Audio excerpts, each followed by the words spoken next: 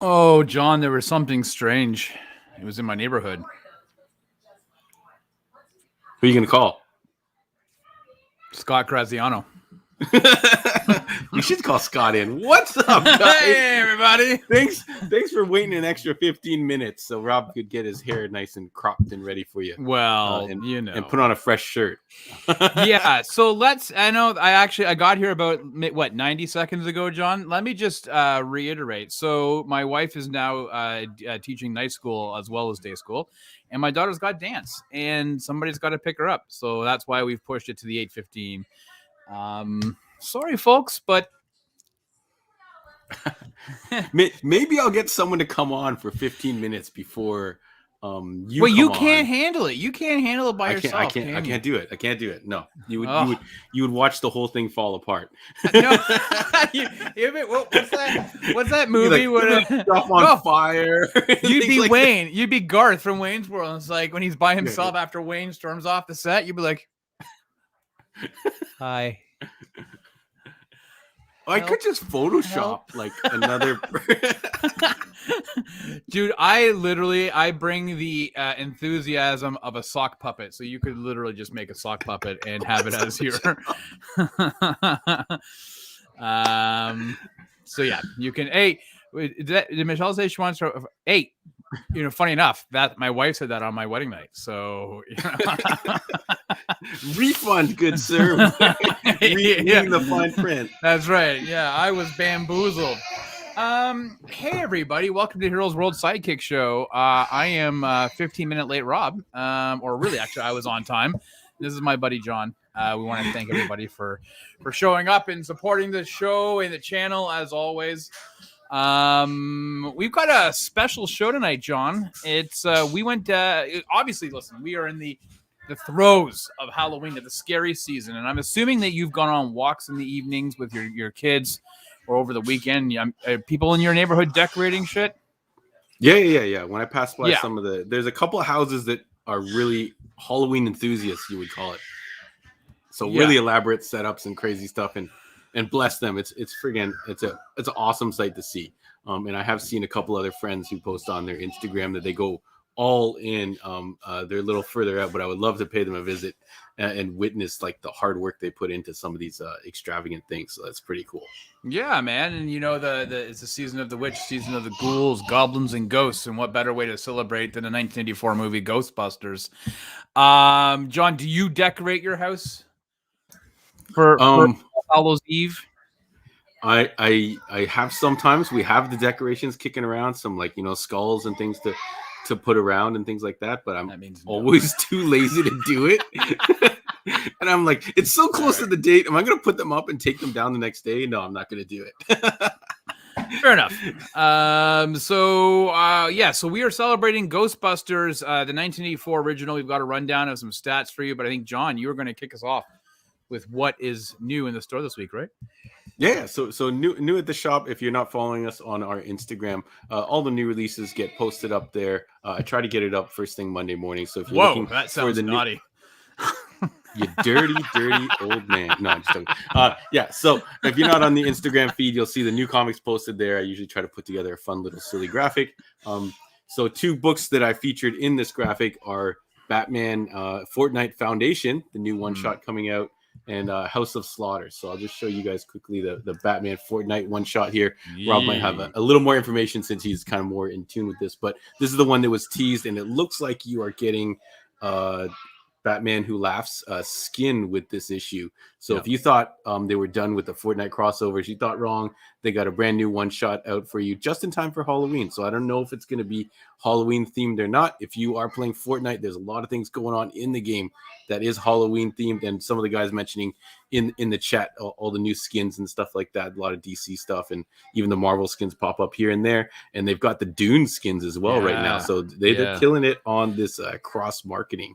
Yeah, actually, my understanding is that Scott is almost considering getting a game station. So whether it's Nintendo, Xbox, or PlayStation, so he can actually get the Dune skins for Fortnite, because I think Scott might be turning to the Dune side of things. No, wait, hey, shout out to Scott, who said he had no interest in this in Dune, and I think maybe Rob might talk about it a little bit when we get to the news. So having no interest in doing it, and I hear him. I hear where he's coming from, and I'm glad. Yeah, I'm glad I saw it. And the other book that I wanted to spotlight is House of Slaughter.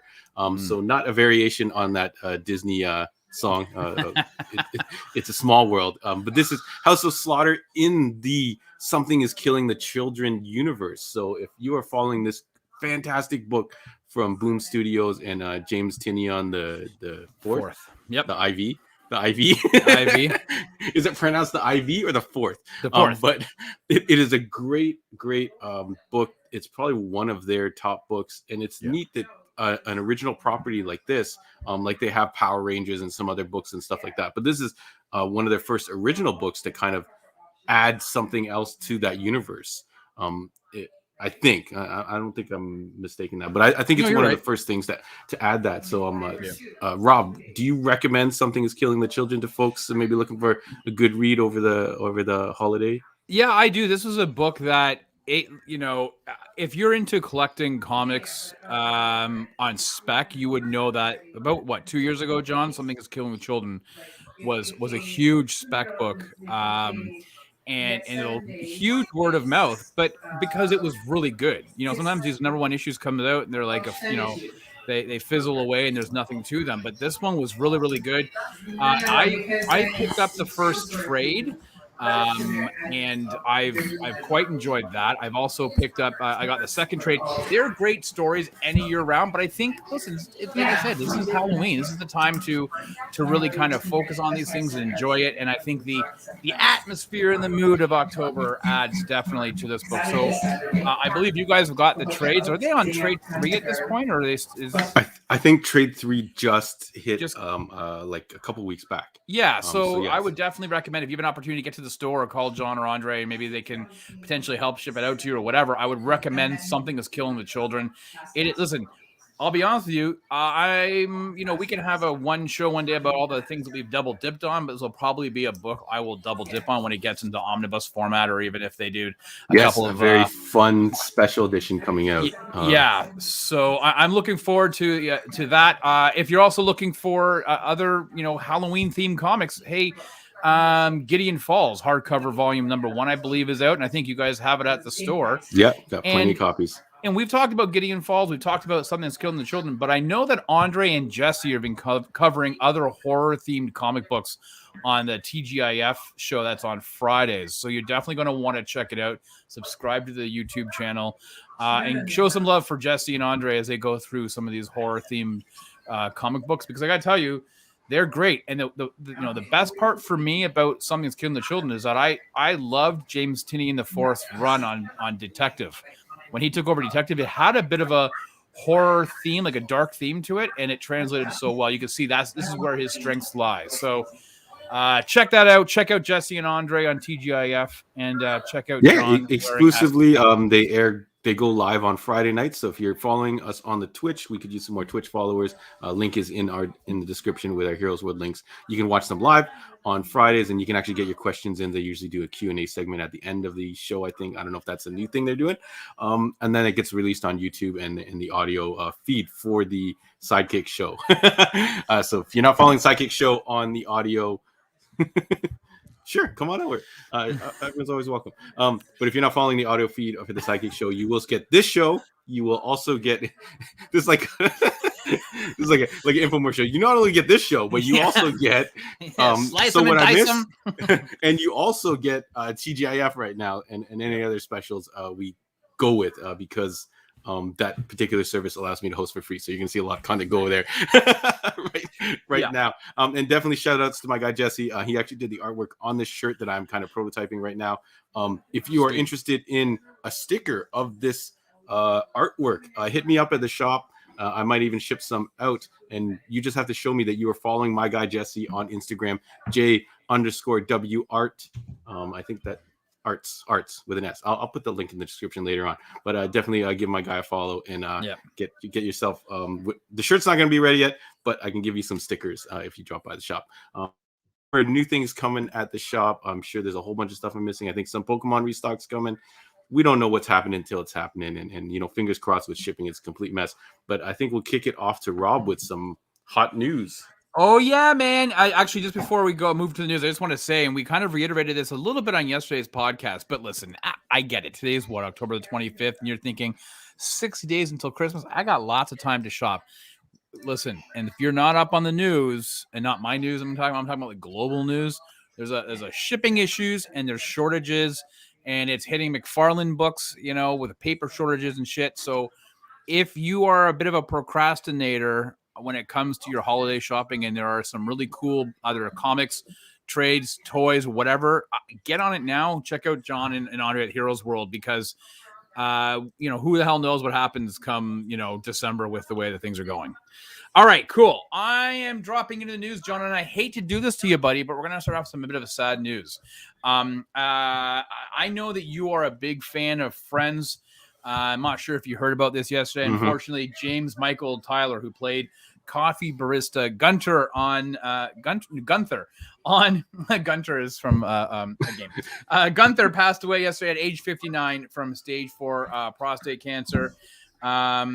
If you saw the Friends reunion that aired earlier this year on HBO Max or Crave, you noticed that he was absent. He zoomed in, and you could tell he was obviously not well. They even said he was too unwell to be able to travel. So our thoughts are with his family, his friends, his fans.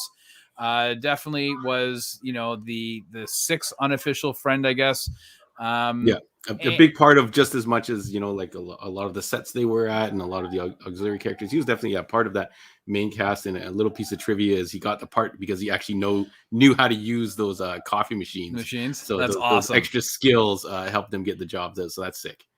That's awesome. And if anything can come of this, it's, hey guys, I'm talking to all you guys out there who are like in your 40s. Go get your colonoscopy done. I got mine a couple years ago. It's easy peasy lemon squeezy. Well, there's no squeezing of lemons, but go and get it done. It's super easy. You could bring a lemon with you. Maybe that might be of some comfort. But yeah, very sad news. There's always been that prospect of a possible Friends actual reunion happen. So it is very sad that if that ever does happen, that he's not going to be there in person, but in spirit. Yes, for sure. Okay, so we're going to move and shift gears. There's no real way to transition out of this, except to say we got breaking news this afternoon, John. Breaking news. And actually, while I was waiting for pick up my daughter from dance, is this news story actually exploded a little bit more. So I'm going to get into it. Brendan Fraser, the mummy hunting, George the Jungle swinging, Doom Patrol robot playing, an all-around good guy, Brendan Fraser. Canadian Brendan Fraser has been cast as the main antagonist in the upcoming HBO Max Batgirl movie. Batgirl stars Leslie Grace in the title role, is being directed by John's two friends who directed Bad Boys for Life, due out in 2023. Now, the story originally broke that he was playing Firefly, the Batman villain, the rogue villain in Firefly. However, that's what I saw, yeah. Right, but just like about maybe 20 minutes ago, Boris Kitt from, I want to say, Hollywood Insider, I could be wrong on that, he actually said no confirmation that it is Firefly. In fact, it looks like it's Carmine Falcone. And the role originally was offered to Stallone. And due to unknown reasons, Stallone turned it down. They couldn't afford to subtitle that much of the movie. Stallone turned it down, and it's gone to Fraser. So, Carmine Falcone or Firefly, who would you like to see Brendan Fraser portray in this movie? I feel like Falcone. I don't know if that's like he is a big deal bad guy for Batman, but it would have been cool to see him do some superhero stuff. But I think he could kill the role. I don't know if anyone has a favorite Brendan Fraser project, but I really liked him when he appeared on Scrubs as one of the main characters' brothers. He had a very cool storyline, really funny, and then it actually kind of had a sad ending, but it was a really cool appearance. So glad to see him back in the mix. He's getting a big resurgence now, I think, lately, right? He's had some personal struggles, and not with any, like, just Hollywood. Some people in Hollywood treated him pretty shitty. And I'm not going to get into it, but you can definitely. There's a lot of articles and interviews. No, but it was Andre. But there's a lot of articles. Andre, he calling him up. He slagged him for Dudley Do-Right, and Brendan Fraser wasn't the same ever since. But at any rate, you could definitely check out those articles. But we're happy for Brendan that he's making a bit of a resurgence. he's actually starring in an upcoming Martin Scorsese movie as well. So that's pretty cool. So good news for him. We're going to switch it off. John, last week we discussed that Marvel had shifted the upcoming 2022-23 movie slate forward, starting with Doctor Strange 2. I think he's more of like no, he's not. If you look, he's like friends. He's like at any rate, Benedict Cumberbatch has actually gone on record to say, just actually today, he confirmed that they are doing some pretty big reshoots, for the movie, which would part and parcel be why they moved it off of its March to May 2022 deck. Some online scoopers, though, are saying that the reshoots are actually quite massive. Trying to fix the multiverse of madness, including pulling the reins back on Scarlet Witch, who apparently is quite violent in the current iteration of the movie. So, John, my question to you is this. Listen, reshoots are nothing new. It's the amount of money for reshoots are usually baked into the overall budget of a movie. Oftentimes during the editing process, the director will say, we need to redo this. We need better this. We need coverage. I just thought of something. We need to rewrite it. So reshoots are normal. However, because these reshoots apparently are meant to untangle the multiverse mess that is currently going on and to lighten up Scarlet Witch, does this concern you that maybe Marvel's bitten off a bit more that they can chew, or is it just par for the course? No, I think Marvel is a machine, and maybe they've just because they've gotten, I don't know if they've gotten this extra time or just because of all the delays and everything else is being pushed back, that I guess maybe they want to really make sure this is the, sorry, I got something on my screen here, like a slam dunk for them, I guess. So we'll see. Like I said, I didn't even see the first Doctor Strange in its entirety, so my hype level for this particular movie is not quite there, but maybe it'll get there. Awesome. I can't believe you didn't watch Doctor Strange 1. It's a great movie, man. It's a good movie. I missed it in theaters, and then it didn't capture me yet on watching it on the home video. All right, fair enough, bud. You should come over to my place, watch it in 3D. It's something to behold in 3D, I will say. I'm just kidding. I'm not going to have you over to my house. Okay, and finally, John. Yeah, actually, that's how my 3D glasses look. You actually got to wear them like this. Like, hello. or this one. Oh, I can't even do it anymore. I don't know if anyone can do that anymore. I can't do it. I can't do it anymore. I don't know what's wrong with my wrist. That's bad. Oh, John, if anybody's get that checked out. You've worked your wrists pretty good. I'm fairly certain you'll be able to flip them around. Okay. And last but not least, I want to end this news with Dune. John touched on it a little bit earlier. Now, John and I, Stu and Andre, if you want to know what our thoughts on the movie are, definitely go check out the Heroes World podcast. It came out yesterday. We will tell you, you can listen to it and tell you our thoughts without spoiling anything. We all liked it, but for different various reasons. But I want to talk about today because of the massive numbers at the box office this weekend. This movie was projected to pull in $30 to $33 million at the,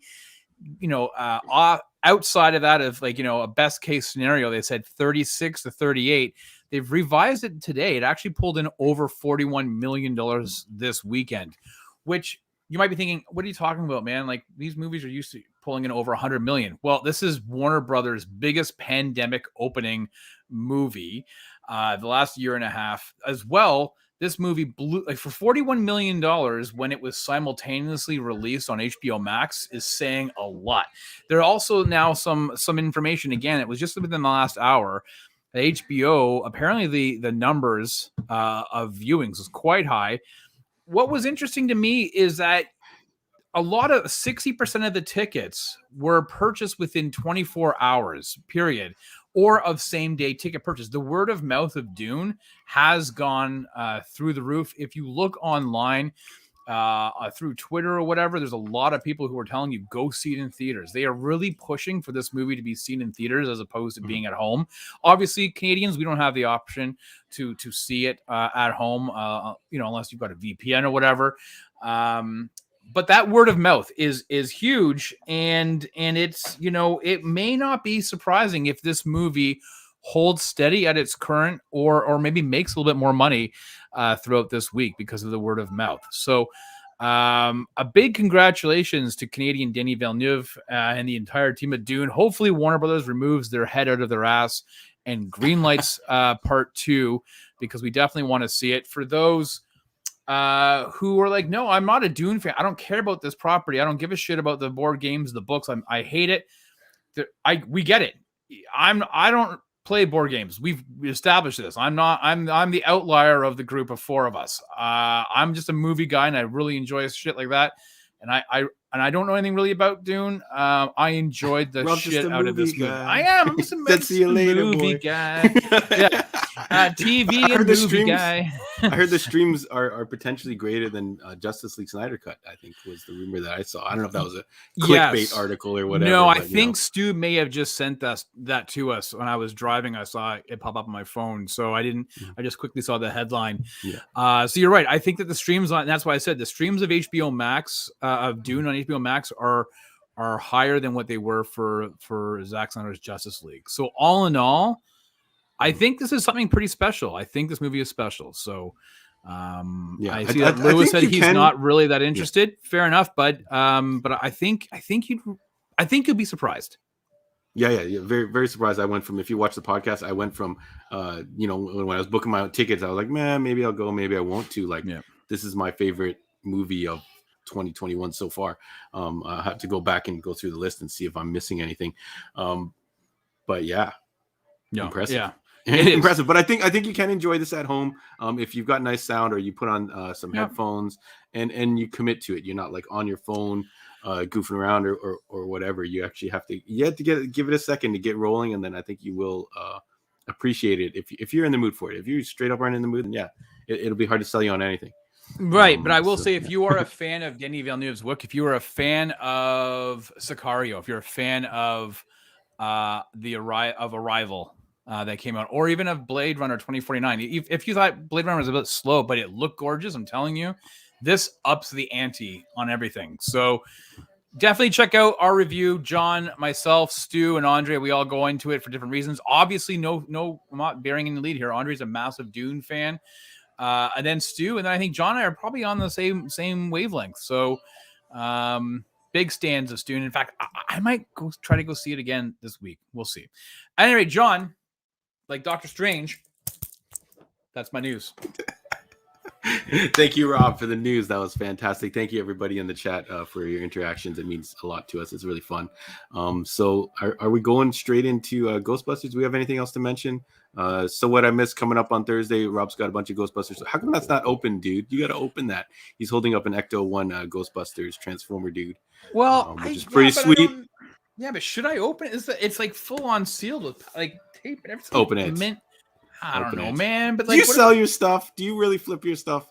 I am actually. I am going to be looking at flipping some of these comics behind me. I think they need to go to another homes pretty soon. So I don't know. But those are probably slabbed comics. Yeah, whose destiny is to be flipped until the end of time, because they are sealed in a slab for you not to be able to read. So they are more of like a bragging or investment piece to be. To be perfectly honest, but some people have satisfaction in just having those on their wall. So that is definitely not. I hope you drop it right now so the package gets damaged and you have to open it. Yeah, but don't you think that this could potentially be worth something? No, not at all. But I fairly remember messaging you saying, "Oh man, my local EB Games has this," and you go, "Dude, you should pick that up. These things are going like crazy on eBay." Yeah, there's a shortage of certain supplies. So if you flipped it, I think earlier, but I don't know if down the road, who knows? Who was to say? But toys of like 70s, 80s vintage, were only produced a certain quantity and had a certain charm to them, whereas toys today maybe aren't going to quite have that. But who knows? 20 years later, me might be like, oh, shoot. Sorry, Rob, you shouldn't open that. Well, we'll see. Maybe we'll see how the show goes tonight. I may or may not open it on the show. So go ahead, John. We're kick us off. Yeah. We're kicking into Ghostbusters. I was gonna say Ghost Rider or Ghost Breakers or one of the other alternate names. So the movie came out 19. Oh, are you doing the rundown? No, you're doing the rundown. I thought you needed more time. That's why I'm good. I've got it all ready. So the movie came out. You can watch it on Netflix if for some reason you haven't seen it. We'll get into it when we talk about it. I haven't seen it in like forever and a day. But there is also the movies that made us a really fantastically fun produced show. So if you haven't watched that, they have toys that made us and the movies that made us very well put together. I'm very impressed by what they are able to accomplish with that show. So without further ado, let's go, Rob, to the Ghostbuster himself. Who you gonna call? We're gonna call Robbie G. All right, man. Listen, we got here's a rundown on Ghostbusters. Released in 1984, John, June 8th, 1984, with a budget of 25 to 30 million. It pulled in a global box office of $295.2 million. It was the second highest grossing film of 1984 behind Beverly Hills Cop. So what that means, John, is that movie number 1 and movie number 2 of 1984 starred two guys from Saturday Night Live. So way to go, Lorne Michaels. Written by the stars Dan Aykroyd and Harold Ramis. Now, as you know, listen, we all... if you were a fan of this show or of this podcast and of the Heroes World stuff, you obviously know who Dan Aykroyd is. You know that he's a Canadian guy. He's a Canadian, through and through his heart. He actually brought on the Tragically Hip to play during Saturday Night Live back in the 90s when he was hosting. But he is also a bit of a conspiracy guy. He believes in the extraterrestrial and UFOs and the paranormal. And so he initially conceived this story to be about him and his Blues Brothers co-star John Belushi traveling through time and space. I guess like Doctor Who, I don't know, stopping supernatural threats. But then unfortunately, John Belushi passed away tragically in 1982 to a drug overdose. And didn't really know what to do with this property until Harold Ramis came on board and kind of did a bit of a rewrite and set it in more of a grounded area, put it right dab in New York City. And that's where we find it. So the movie and its 1989 sequel were directed by Ivan Reitman. Obviously, his son, Jason Reitman, is directing the upcoming Afterlife, Ghostbusters Afterlife, which drops November the 19th. This movie, Ghostbusters, was a smash hit. Kids were cosplaying as Ghostbusters during Halloween of 1984. I know this guy was. I had the jumpsuit. I had the iron-on patches. My dad made he put my backpack. He put it into a box. He covered the box with some stuff, and then I had like the hose from the vacuum tapped in, and that was my, with a stick, and that was I was a Ghostbuster. Let me see. Also, the song by Ray Parker Jr. hit #1 and stayed at the top of the pop charts that year for something like 22 weeks. The movie is such a cultural phenomenon. It spawned the real Ghostbusters cartoon in 1986, as well as a myriad of board games, video games, comic books, lunchboxes, shirts, hats, clothes, stickers, etc. Yada, yada, yada. It is Ghostbusters. It is 1984. And does this movie hold up? This is what we're talking about. We know this is in our wheelhouse. We grew up with this movie. It was referenced in Stranger Things Season 2, John. Ghostbusters, I hope everybody had a chance to watch it. Let's get into it. But does it hold up, John?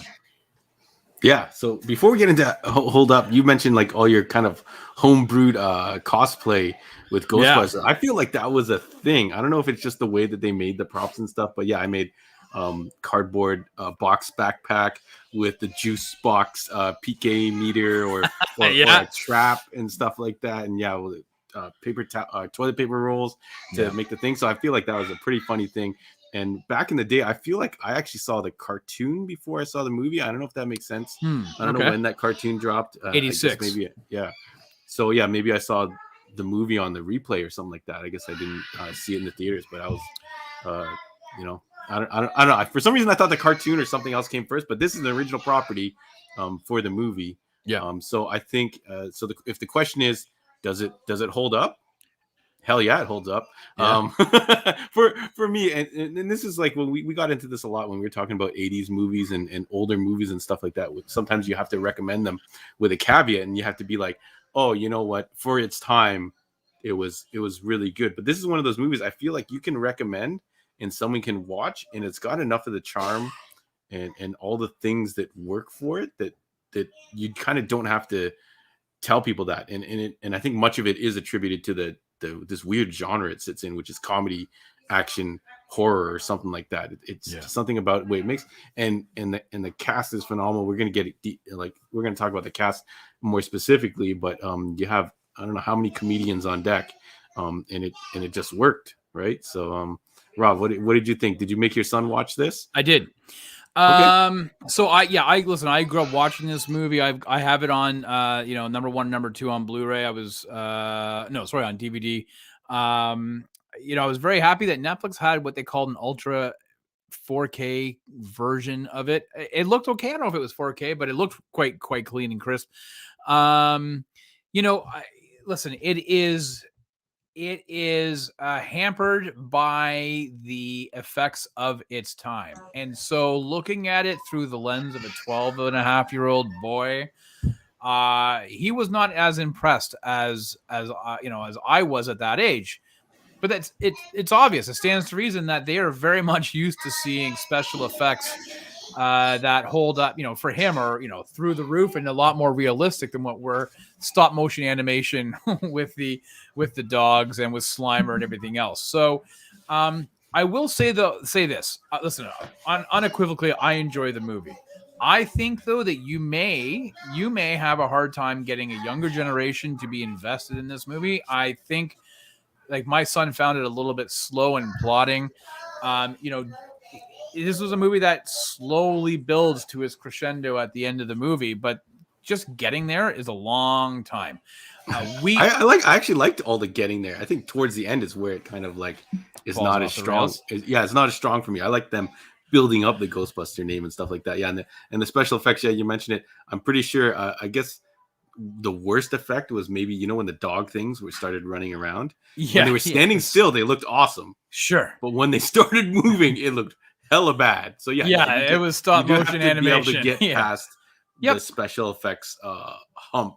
And I think if you look at this from the comedy aspect and all that kind of stuff, because this was you can correct me if I'm wrong, this was like one of the first comedies that rely on special effects. Like, you don't use special effects for comedies back then. No. And again, this is 1984, right? So Michelle disagrees, saying that the effects weren't hampered, but I actually, I respectfully disagree. I think we like it because it blew our minds watching it. And so John is only the dog running really bothered me. I think the dogs running around only thing that really got to me. but we watched it as kids. It blew our mind. We didn't see the limitations because that was the edge of our imagination. And obviously, as we've grown older, things have gone.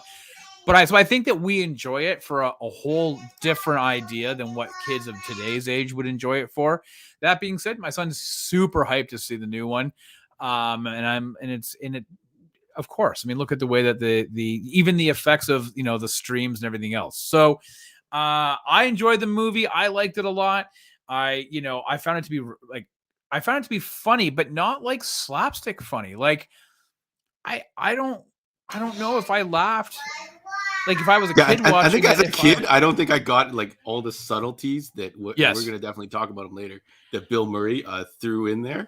I don't think I got all those things that he was doing when I was a kid. 100% not. But this one, you see that there's so much stuff.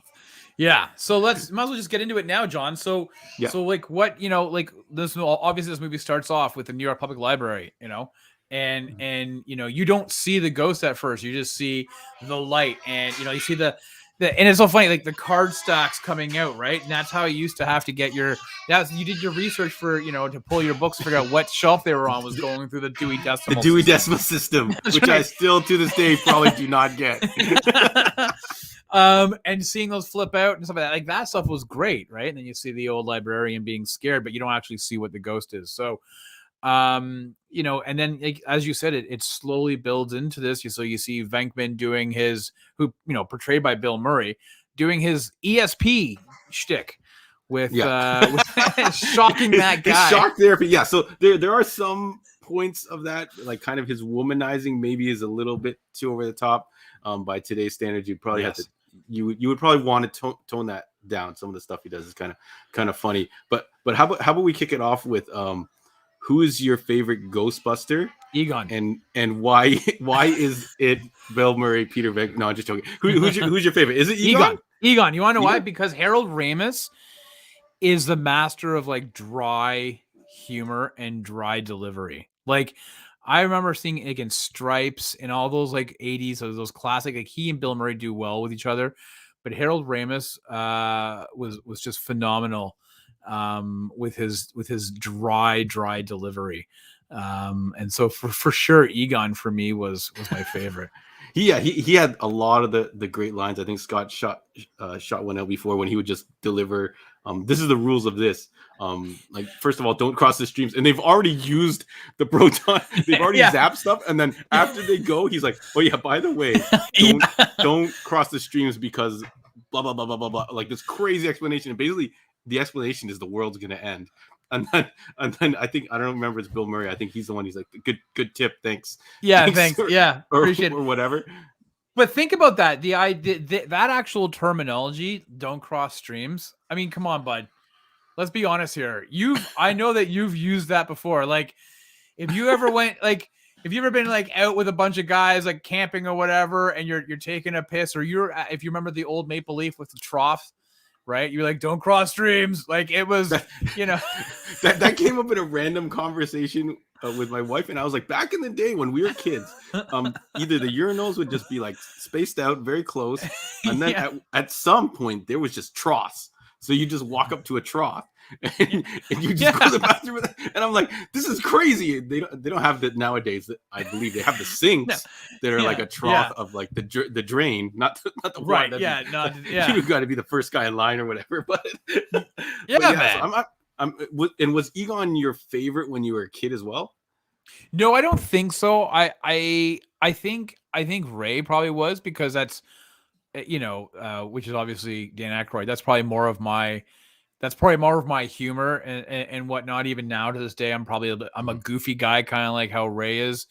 But I love like a straight, like you have the straight man, the funny man, and I love the straight man. A dry delivery of humor is just so smart to me. So I'm a definitely Egon stan now for sure. Yeah. So back in the day, and I don't know if anyone else had this, but I was definitely an Egon guy, because of the glasses and the kind of geekiness. So I don't know if anyone else out there that wore corrective lenses, is the way we like to say it to make it sound cool. But if you wore corrective lenses, and you identified with Egon, shout outs to you. That's like when you're scrolling TikTok and it's like, oh, TikTok shows us that we have the similar interests. What's up? That's us, Egon. But after watching this, I can see why so many people love Peter Venkman. Like, I don't remember him being any of my favorite in the cartoon at all, but he definitely carries a lot of this movie, and I think he probably has become my favorite now just because of the legendary Bill Murray. But I really did like seeing Winston. He got very few parts in this. Yeah. And for some reason, when I was a kid, I think because I watched the cartoon first, it was really weird to see him show up so late in the movie. But some of the scenes that he gets in this are hilarious. Like him playing the everyman, joining them and just being like, this is weird, but you know what? If you give me a paycheck, or they're like, what do you believe? Do you believe in blah blah blah blah blah? And he's like, I'll believe in whatever you give me a steady paycheck for or something. And then I think he's got another line where like when Gozer is like, are you a god or something? Then he flings up, and then he's like, Ray, next time someone asks you if you're a god, you say yes. Like that's probably one of my favorite lines from the thing. So I think it's a small controversy with the movie. I think Ernie Hudson. That character was actually supposed to be more, but we look forward to seeing him in Afterlife. He is on the cast list for Afterlife. Cool. So we'll look forward to seeing that. But what about other cast? Do you have a favorite other cast member? There's not too much to choose from, but no. So I mean, listen, I think Annie Potts was phenomenal. But listen, man, I'm going to go with, and you know what? Now his name escapes me. Holy shit. Rick Moranis? Rick Moranis. Thank you. Yeah. I was like, I wanted to get Annie Potts out before I forgot, but Rick Moranis, oh my God, he is amazing. Like, he's hunched over and he's like, he's like, hey, Tina, like that. He's got the glasses. I don't really know. And then he keeps locking himself out of his condo. He's like, let me in. Hey, it's Lewis. Let me in. It's me, guys. I was just like, Rick Moranis is just so funny. Like, this is what it goes to show you. Rick Moranis, copulation between Sigourney Weaver and Rick Moranis will cause the end of days. Is that what happens? Yeah. They don't show anything, right? I think as a kid, I definitely didn't get that. When you're watching it now, and they're like gatekeeper, keymaster, and you're like, this is really kind of like in your face when you think about it. But he has some of the best lines. I think that speech, like when he's in his apartment with the party or something, that long speech he gives, I think he improvs that, which is fantastic. Yeah. And then there's one point where he's like, you shouldn't leave your TV on. People are complaining, and he's like, I tried to climb in from the side, and then he's like, and then I turned my TV up so they would think both of our TVs. And you're like, that is hilarious. Like, I don't know if he came up with that line on the spot or not. I just want to go back and get some people's. I think I was gonna get other people's favorite Ghostbusters before we move on to that. But what about Sigourney Weaver? Did you like Sigourney Weaver's part in this? Yeah, I thought she was great. I mean, she played the role in which she was hired to do. She's not forgettable because it's Sigourney freaking Weaver, but at the same time, I don't think she did anything to stand out to make it like she wasn't, stealing the scenes in which she was in. I thought she was a decent foil for Bill Murray. She was, holding firm, like pushing him off, right? Off of his at one point, she Me Too advances, throws him out the door with actually grabs him by the face and just throws him out the door. But there's a lot of people. Sorry. Yeah. So no, sorry. Yeah, go ahead. I was gonna say a lot of people are talking about Bill Murray. You mentioned Bill Murray. I actually kind of found his character to be annoying. Like during this watch, I was like, I found it to not be as funny, and you question if he believes what they're, especially at the beginning. Yes. He's kind of like dicking around. I think Egon's like listening on the table, and he starts like banging on it, and you're just like, do you even believe in this? But yeah, I could totally see that. Scott says Egon for the nerd delivery. Lewis says Ray. Let me see who else.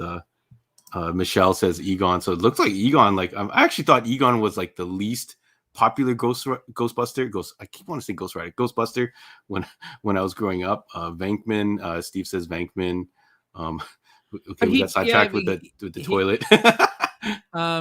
Listen, I would say that the best delivery that Bill Murray gave in this, the best delivery of a line that Bill Murray gave is when they're in the mayor's office, and he's like, it's true, Mr. Mayor.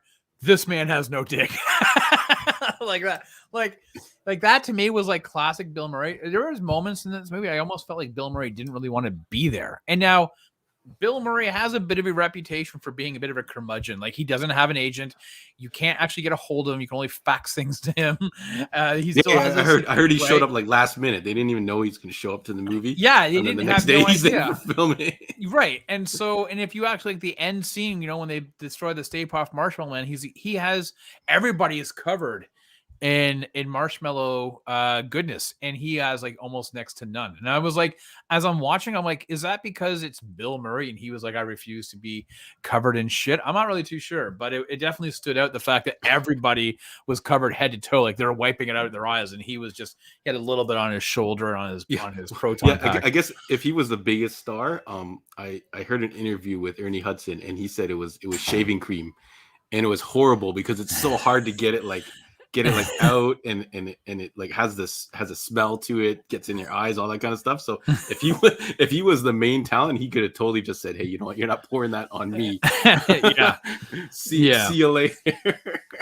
I'm gonna go Egon all the way, and I think it's Harold Ramis died in, I want to say 2014, maybe 2014 or 2016, that era. Yeah, I know that they were about to try and launch another movie. The third movie with these guys, and unfortunately, he had passed away. And I think the last thing I saw him in was a movie with Seth Rogen. Was it Knocked Up? I think.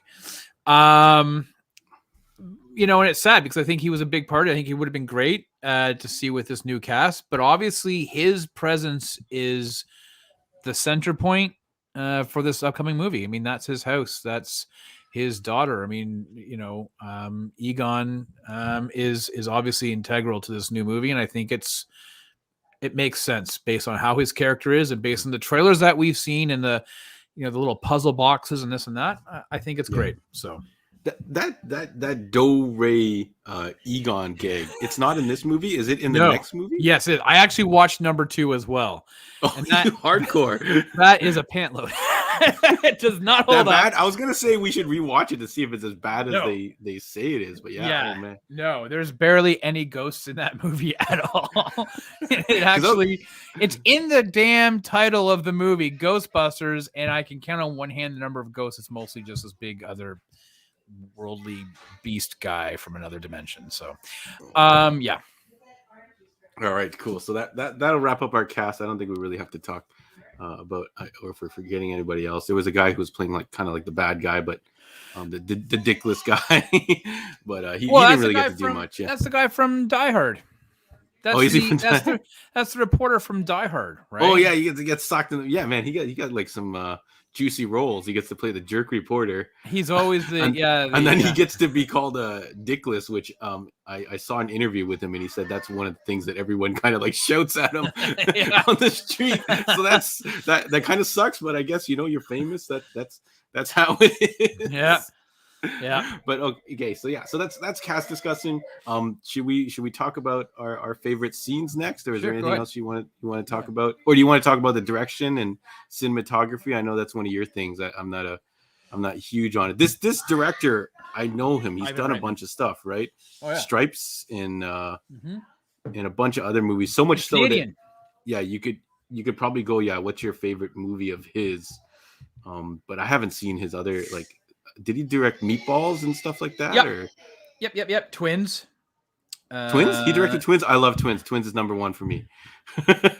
Yeah, I don't have to hear any other options, but what about you? Is it Ghostbusters number one? No, sorry. I'm going to give you Meatballs, Stripes, Ghostbusters, Twins, Kindergarten Cop, Dave, Jr., Father's Day. I do enjoy Kindergarten Cop as well.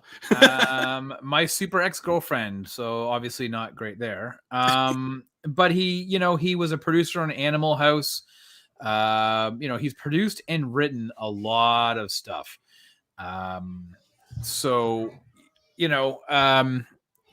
Canadian guy, right? Ivan Reitman. So, the master of comedy for the 80s in terms of its film stuff.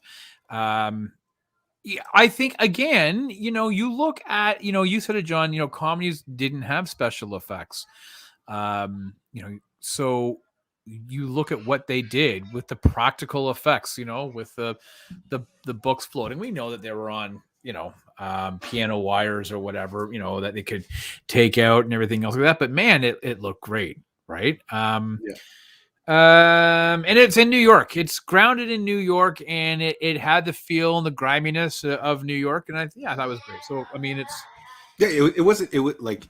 it's a lot of, I guess, the outdoor shots are shot in New York, and then I guess a lot of the indoor stuff was shot in LA or something, but they were on scene, right? Like the library, it looks like it looks humongous, like this epic place. And I think that they went to the basement. And how awkward was it though when he asked when Venkman asked the old librarian, "Are you menstruating?" I was like, what the hell? I don't know if this was that line, man. Did they really let actors? I guess this is the era. Like if you look at that list of movies from 1984, like that was a juggernaut of a year. But like, is this the first era that they started? Like, I'm sure Beverly Hills Cop, Eddie Murphy, a lot of it was improv, and then this movie, I'm sure Bill Murray's, a lot of his stuff was just kind of like made up on the spot. Like, I don't know if that was like norm. Was that the norm? Did they let people do that before? Like, yeah, I think so. Yeah. I think improv. I mean, especially listen, you got these guys coming from Saturday Night Live, right? Both Bill Murray and Dan Aykroyd are SNL alum. Right, they're not ready for primetime players, so yeah, it's no surprise. Let's go to our favorite scene, John. What's your favorite scene, bud? Yeah, okay. So those in the chat, let us know what your favorite. Yeah, let us know your favorite scene. I broke down a couple of scenes. If I forgot anything, let me know. So the first scene is the banquet hall. So their first ghostbusting gig, where they a quick insurance question: how insurable are these guys? They shred up walls. I don't think they have any insurance. And at one point, they get surprised by the maid with or the cleaning lady with the cart, and they annihilate the cart. And I'm like, imagine if they actually hit the lady. Like, what kind of like they don't show these streams actually hitting humans, thank God. But imagine, like, I don't know how, like, they would get any insurance. Like, who's gonna pay for that? I assume the hotel's got to pay for all those damages, which is crazy. The busting montage, we'll call it, which features cameos by everyone under the sun: Larry King, Casey Kasem. Yeah, like, that's right. Kinds of people. And my wife was like, because she was doing marketing and we had it playing yesterday, and she's like, "Did he pass away, Casey Kasem?" I'm like, "Yeah," but man, that's just like an unmistakable voice. I'm Casey Kasem, right? Yeah. Also, it's not bad. Oh, thanks. Also, the voice of Robin in the Batman and Robin cartoons, Super Friends. Casey Kasem was the voice of that and of Shaggy. Yeah, I think it was on Transformers as well. I forgot which character he was. Maybe Bumblebee originally. I don't remember. One of the guys can chime in the chat for that. There's the scene where Rick Moranis gets converted, and he's like, "Who brought the dog?" And then he just gets chased all over town.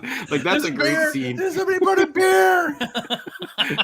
Yeah, and then there's when they shut down the protection grid thing. Yeah, and it explodes, and all the ghosts. And then there's a montage for that. Yeah, and then there's the whole basically there's I feel like the scene in the mayor's office is pretty damn hilarious as well too. Yes. Yeah. Which kind of rolls into the whole conclusion of the movie. So I don't know, what is your favorite scene, Rom, or do you have something? Yeah, no, you've hit a lot of them. No, you hit a lot of them. I mean, the Venkman getting hit by Slimer, and he's like a turtle on the ground because of his proton pack, right? Okay, listen, I'm gonna go. When the guys are they're just exhausted, right? They're barely getting any sleep, and Ray starts dreaming. You're going with the ghost, BJ. I am, buddy. I don't remember that scene when I was a kid at all. Yeah, I actually didn't realize. Like, I remembered it coming up, but I was like, I didn't realize it was a dream. Like, I didn't remember that it was a dream. I thought that had really happened. Just his eyes crossing, right? I was like, oh my god, like that shit made me laugh. Venkman and Egon trying to negotiate the price of the building, and then Ray slides down the pole. Goes, this place is great. Yeah, he's like a kid. He's like, oh, we should all stay here tonight, and test it out and see what it's like. And they're like, well, I guess this is sold. Meanwhile, they just came from the bank, and Ray's like, you didn't even negotiate with him. We're like 9%. Egon's like calculating it for him and stuff like that. Yeah. Meanwhile, he's like, oh, we got to get this place. And then is Ray the one that also buys the Ecto-1?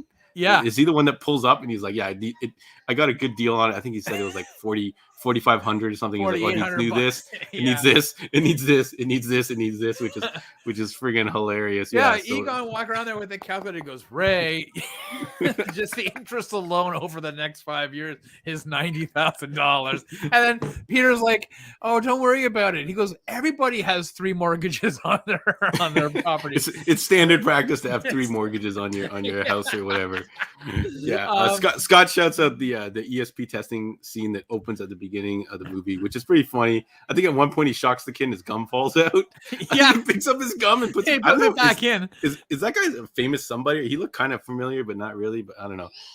It was funny, and he's like holding up the cards, and like these guys getting them wrong. Even when the guy gets it right, he's like, he shocks them anyways, and you're like, why?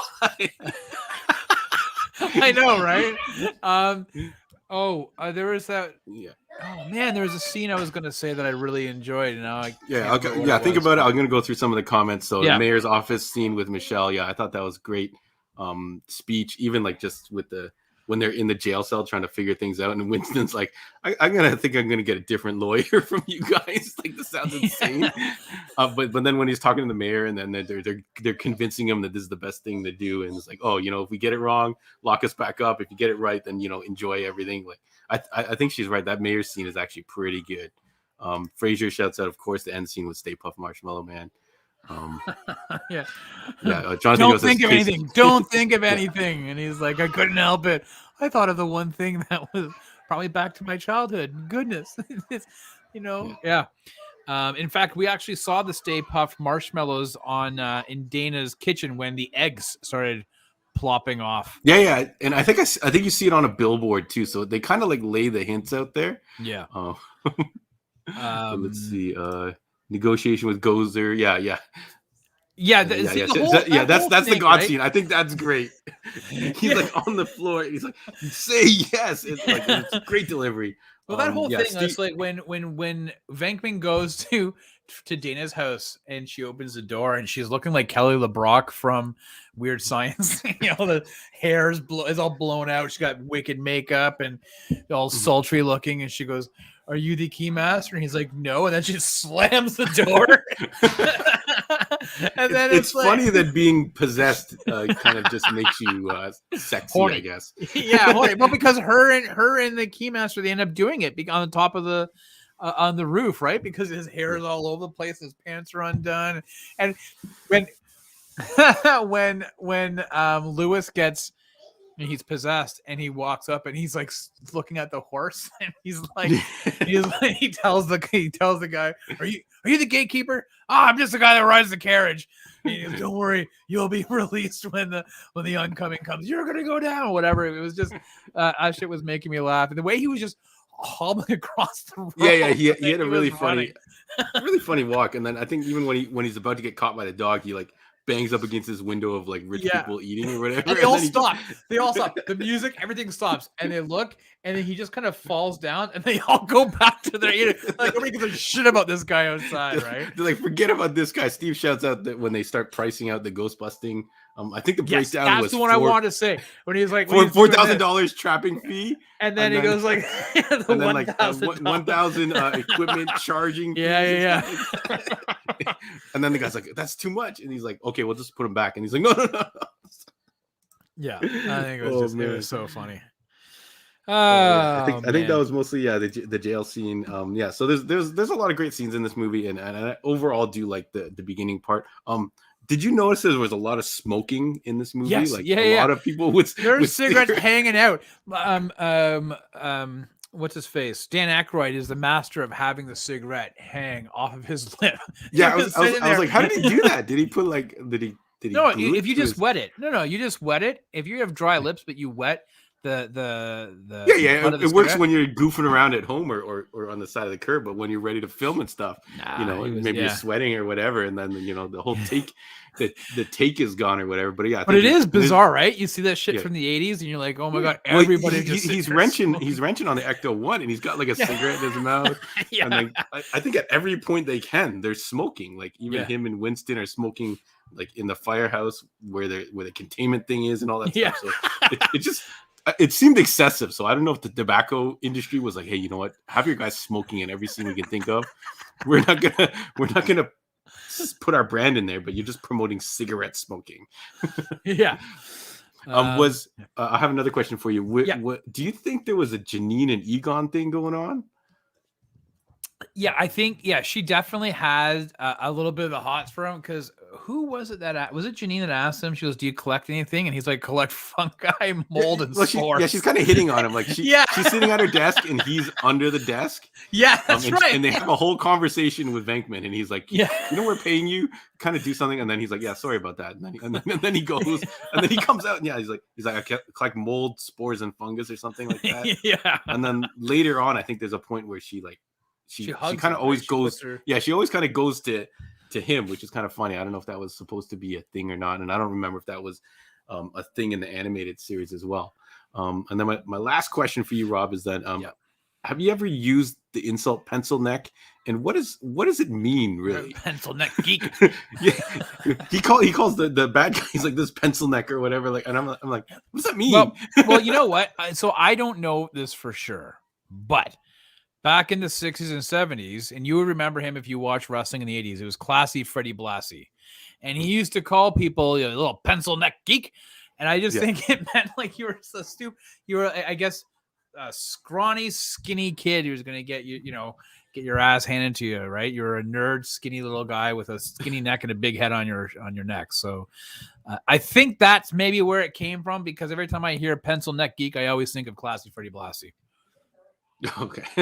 Never heard of it, but maybe I'll look it up after we're done. That's a deep cut, bro. I don't know, man. He was a Yeah, manager in 1980s damn. WWF wrestling, bro.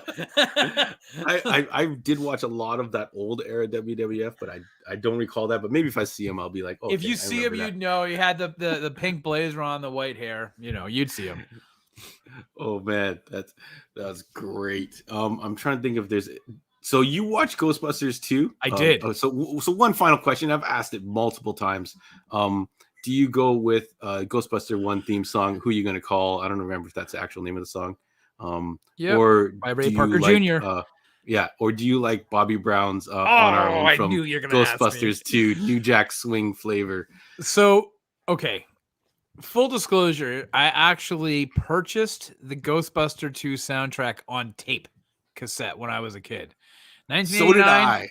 13-year-old Robbie G. And I got to tell you, I was really into New Edition and shit like that.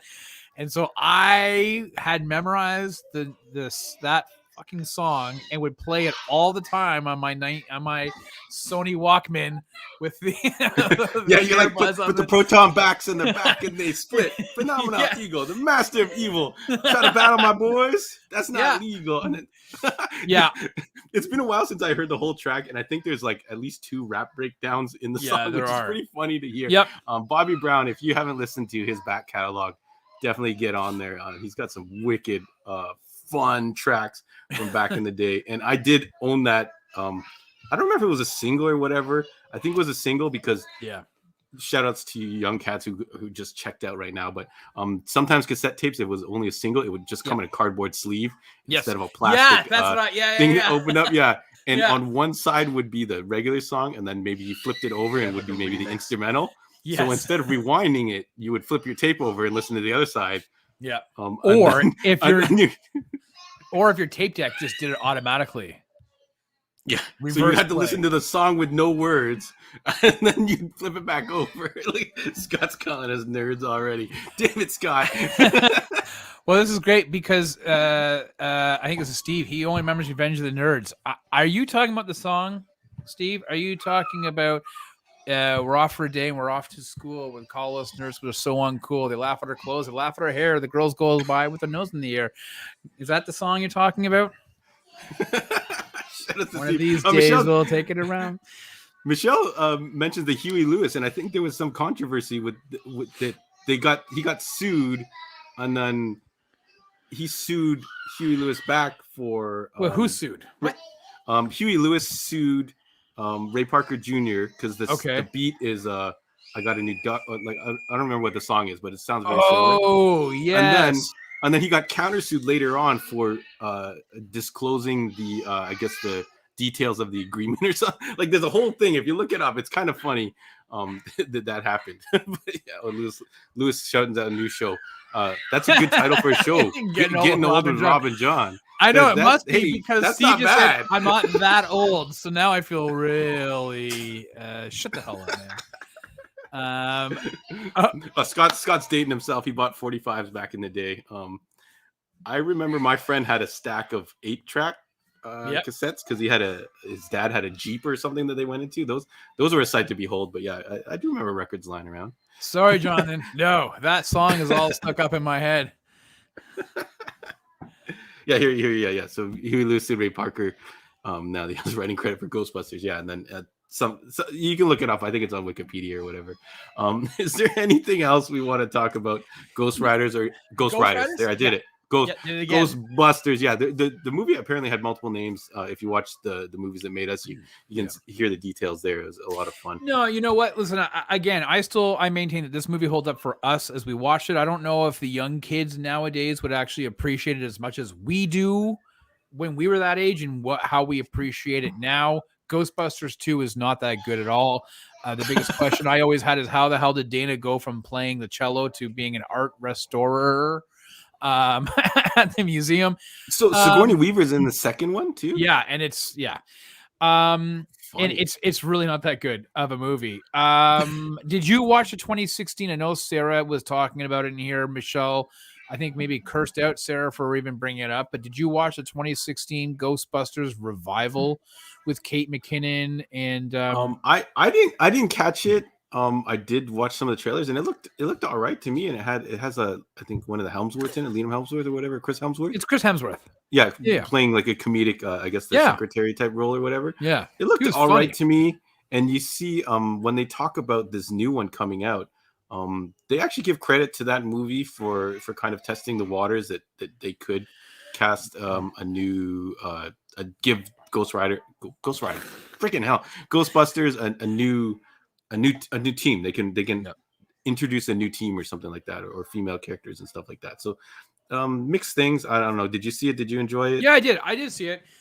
You know what? I enjoyed it for what it was. I will say this. It's not everybody's cup of tea, but the amount of slagging that the filmmakers and the actresses got for quote unquote desecrating the IP of Ghostbusters was completely uncalled for. I think the online hate was ridiculous. They gave it a shot. They were trying something as it stands on its own. You could watch that movie. Listen, it's on Netflix, John. It doesn't cost you anything to watch that movie on a Sunday afternoon. Cost you time, man. But what's 90 minutes, right? Like it's a decent watch for anything. Chris Hemsworth. You could watch Venom too again. Shut up. Chris Hemsworth is. I'd rather watch 2016 Ghostbusters than Venom 2 again. But Chris Hemsworth is hella funny, man. He's really funny in that movie. And so he's worth the price of admission alone. So it's definitely something kind of cool to watch. But it's not, it didn't have, there's something missing from it that kept it to have the spirit, no pun intended, of the original movie. So I am very much looking forward to Afterlife. The trailers have got me hooked. Is this a theater movie for you? Are you going to go? Yeah. So after rewatching this first one and kind of going down memory lane, I feel like I had kind of forgotten about this. So I was like, oh man, yeah, I can see why it's got a cult following and all that kind of stuff. So I am looking forward to the new movie for sure. Yeah, definitely going to go see it in the theaters. And looking forward to seeing the returning cast like that and how they incorporate the story. If you read some of the behind the scenes stuff that went on into making this new movie, I think it looks like the heart's going to be there. It's going to have the heart from that first movie.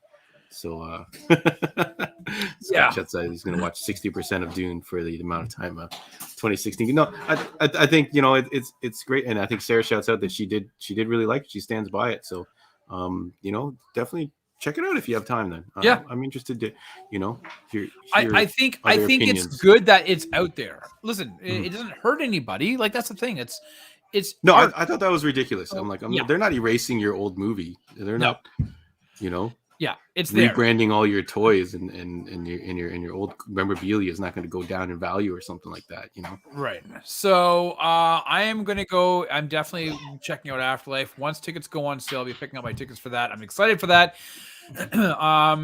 And I'm excited to see what comes after. Maybe it's a whole reboot. A continuation of this universe. Not a reboot, but a continuation. Maybe we get maybe a TV series after that. I feel like this 100% could work as a TV series, especially the opening part of this movie, the whole building it up and going on ghost calls.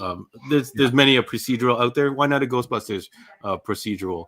I would definitely watch that. Shout outs to the video game. If you guys haven't played the video game, it's unofficially considered the third movie, I guess, because of all the people involved did work on the script and a lot of the voice talent came back. So that's cool. I definitely want to check that out. Sorry, Rob, go on. I was going to say, I think it's great that this new movie takes place in the Midwest as opposed ghosts just don't have to inhibit, major cities. And I think that's pretty cool to see it. So you know what, with that, I think we can put a button on our Ghostbusters rewatch, John. Yeah. Well, until we get to Afterlife, we'll talk about Ghostbusters again then. So yeah. Cool. Well, I guess that's it. That's the end of our show, man. That's the end of our show for tonight. That's it. Unless you want, do you want to pin down what we want to do next week? I know you want to do one more horror, scary themed movie. Well, next week is the first, and we figured, we had kind of talked offline about maybe, talking about, having a bit of an interactive thing, people telling us what movies they watched leading into Halloween, talking about your favorite Halloween candy. I don't know. Does anybody have some suggestions on a good movie that we can watch? If people are up for watching another Halloween themed movie, obviously it can't be too scary for my boy John. I'm fine. I'm just gonna have a hard time fitting it in when the kids aren't looking. Fair enough. Yeah, I don't know. Or we could just do like an Ask Us Anything. We could just have a general talk about the movies that you watched during the holidays. I know that Steve is suggesting Drag Me to Hell. That's the Sam Raimi one. Yep, I think that was on your short list, Rob, when we were kind of throwing things out. I still really wanted to see an Army of Darkness or an Evil Dead of some kind, but I don't even know if they're streaming on anything. So that would require everyone to dust off their DVDs or whatever to get into that. Lewis mentions the new Candyman. I don't believe that's available for streaming yet. No, it's available to rent, but not for free streaming. Army of Darkness is not streaming anywhere, like for free. Mm-hmm. I don't know, man. Yeah, I had suggested Terminator, but you guys told me it was not a horror. I don't know if we could rewatch Running Man again. We'll have Sarah Gordon back again for a Running Man rewind. No, no, not at all. Let me just take a look. We can. I mean, you know what, John? You might actually quite enjoy Drag Me to Hell. Hey, I can give it a shot. If I can't fit it in, we'll get someone to sub in. But if a lot of people haven't seen that, you had mentioned what was that other movie that you were talking about, Heritage or whatever, or Hereditary. Heritage. Drag Me to Hell is on Netflix, and I don't think it's very long. I think it's like 90 minutes or whatever, John. It's an hour and 35 minutes, and it's rated 14A. Directed by Sam Raimi. So okay, well maybe me and Rob will confer for a bit, and we'll hit us up with your messages. If you are interested in chilling like a villain stickers, hit me up on social medias, or when you're by the store, let me know and I'll give you one. You just got to follow my guy Jesse on Instagram. I'll put the link in the description. Yeah, it looks like Gordon's okay with going Drag Me to Hell instead of an Evil Dead or something like that. Nightmare Before Christmas. I've never actually seen Nightmare Before Christmas. I don't know if that is it considered kids friendly. Yeah. Yeah. Disney's got a lot riding on that particular property. But yeah, we'll confer. Definitely hit us up with your suggestions, folks, if you're on the socials or whatever. Thank you everybody for tuning in tonight. That was a lot of fun. We might have gotten a little carried away there. Love it. Ghostbusters, great film. Check it out. That year, 1984. I feel like we've seen a bunch of the movies from that era already, so we could maybe finish that top 10 or whatever from that year if we wanted. For sure, yeah. Oh, yeah. No, I never saw it. Michelle says she's in for Drag Me to Hell as well. So. Drag Me to Hell. Okay, yeah. It looks like we might have a winner with Drag Me to Hell. Unless you guys want to watch the Garfield Halloween special, which is one of my all-time favorites. Bill Murray did the voice for Garfield at one point, did he not? That's true for both movies. Yep. All right. What a weird career. If you haven't watched our review of Dune, like I said at the top of the show, you can check it out. Heroes World online podcast, YouTube channel. John and I will be back on Thursday for Hey, What I Miss with Chris and Pat. Friday is TGIF with Andre and Jesse.